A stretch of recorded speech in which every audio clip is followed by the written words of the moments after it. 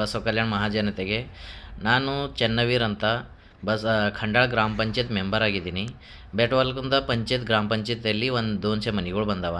ಆ ಮನೆಗಳು ಯಾವ ಬಂದಾವ ಅಂದ್ರೆ ಅಂಬೇಡ್ಕರ್ ಇರ್ದಾಗ ಬಂದಾವ, ಬಸವ ವಸತಿದಾಗ ಬಂದಾವ, ಅಂಬೇಡ್ಕರ್ ವಸತಿದಾಗ ಬಂದಾವ. 200 ಮನೆಗಳು ಬಂದಾವ. ಆ ಮನೆಗಳು ಬಂದು ಪಿ ಡಿ ಒ ಕೇಳೋರ, ಪಿ ಡಿ ಒ ಏನು ಹೇಳತ್ತಾರ, ಇದಕ್ಕೆ ಗ್ರಾಮ ಪಂಚಾಯತಿಂದ ಪವನ್ ರಾಠೋಡ್ ಅನ್ನೋ 200 ಮನೆಗಳು ತಂದಾನಂತ. ಅವ್ನಿಗೆ ಯಾರು ತೊಗೊಂಡು ಬಾನು ಅಂತಂತ ಹೇಳಿಲ್ಲ, ಯಾರಿಗೆ ಕೇಳೋ ತೊಗೊಂಡು ಬಂದಿಲ್ಲ. ಈಗ ಗ್ರಾಮ ಪಂಚಾಯತ್ ಅಧಿಕಾರಿ ಏನು ಮಾಡತ್ತಾರ, ಗ್ರಾಮ ಸಭಾ ಮಾಡ್ಯಾರ ಊರಾಗಿ. ಗ್ರಾಮ ಸಭಾ ಮಾಡ್ಯಾರ, ಒಂದು ಮನೆಗೆ ಪವನ್ ಅಂಬವನಿಗೆ 10,000 ರೂಪಾಯಿ ಕೊಡ್ಬೇಕಂತ. ಮತ್ತು ಇವ್ರಿಗೆ ಬೇರೆದದು, ಅದು ಇವ್ರಿಗೆ ಬೇರೆ ಲೆಕ್ಕ. ಅದ್ರ ಮನಿ ವ್ಯಾಲ್ಯೂಯೇಷನ್ ಇರೋದೇ 1,20,000 ರೂಪಾಯಿ. ಈ ಗರೀಬರು ಭಾಳ ಅಂದ್ರೆ ಭಾಳ ಗರೀಬರ ನಮ್ಮೂರಾಗ. ಅವ್ರಿಗೆ ಮನೆಗಳು ಕೊಡು ಅಂತಂದ್ರೆ ಎಲ್ಲಿಂದ ಕೊಡಬೇಕು? ಈಗ 200 ಮನೆಗಳು ಅಂತಂದ್ರೆ ಒಂದು ಮೆಂಬರಿಗೆ 5 ಮನೆ ಕೊಡ್ತಾರಂತ. ಬಾಕಿ ಮನೆಗಳು ಎಲ್ಲಿಗೆ ಹೋಲತ್ತು? ಬರೀ ಲೂಟಿ ಮಾಡ್ಲತ್ತಾರಲ್ಲ ಇವರು. ಲೂಟಿ ಬಸವ ಕಲ್ಯಾಣದಾಗ ಲೂಟಿ ಬಿಟ್ಟರೆ ಏನೂ ನಡೆಯಲ್ಲ ಹೋಗ್ಯದ.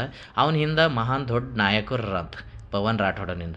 ಮತ್ತು ನಾಯಕರಿದ್ರು ನಾವೇನು ಮಾಡೋಕ್ಕಾಯ್ತದ? ನಮ್ಮ ಗರೀಬರ ಜೀವ ಹೊಡ್ಲಿತ್ತೀರಲ್ಲ ನೀವು.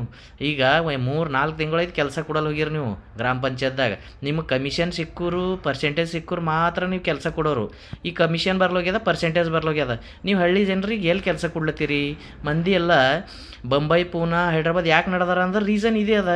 ಗ್ರಾಮ ಪಂಚಾಯತ್ದಾಗ ಲೂಟಿ ನಡೆದದ. ಹಳ್ಳಿ ಜನರಿಗೆ ನ್ಯಾಯ ಸಿಗಲ್ಲ ಹೋಗ್ಯದ. ಯಾರು ಏನು ಮಾಡೋಕ್ಕಾಯ್ತದ?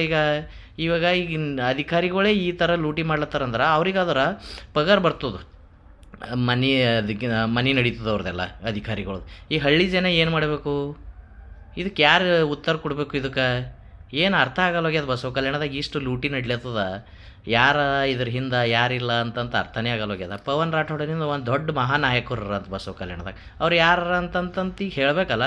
10,000 ಎಲ್ಲಿಂದ ತಂದು ಕೊಡೋರಿ? ಅವನಿಗೆ 10,000 ಕೊಡ್ಬೇಕಂತ, ಮತ್ತು ಇವರು ಅಧಿಕಾರಿಗಳಿಗೆ ಬೇರೆದು ಕೊಡ್ಬೇಕಂತಂತ.